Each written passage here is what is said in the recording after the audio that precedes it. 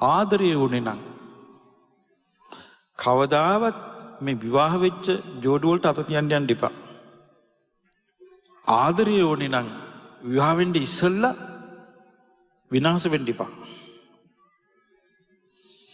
විවාහ වෙන්න ඉස්සෙල්ලා විනාශ වුණොත් ඒකේ ඩැමේජ් එක මේකයි.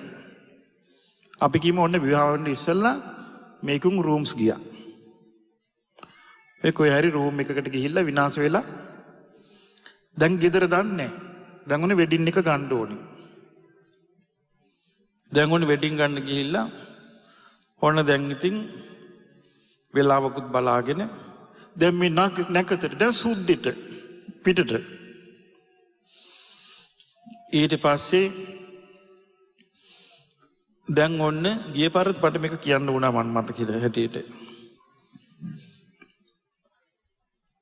දැන් ඔන්න මගුල් පෝරුවට නගිනවා. දැන් අර මල් කුමාරියෝ මල් දානවා. දැන් අලුත් ජෝඩුව ෆ්‍රෙෂ්. මගුල් ජෝඩුව නගිනවා. දැන් ඔන්න ජයමංගල ගාථා කියනවා. ආශිර්වාද ගාථා. අලුතින් පටන් ගන්න. මුන් පටන් අරන් හොරෙන්. දැන් ඔන්න ජයමංගල ගාථා කියනවා. සෙත් පතනකොට මේගොල්ලන්ට සම්බන්ධ ඉෂ්ට දේවතාවරු ඉන්නවා. මේ ලෝකේ ඉන්නවා ඉෂ්ට දේවතා.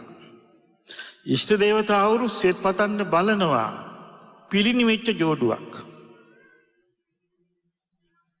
ඇඳුම විතරයි ඇතුළ කුණු වෙලා. ඇතුළ කුණු වෙච්ච දෙන්නෙක් පෝරුවේ හිටගෙන ඉන්නවා.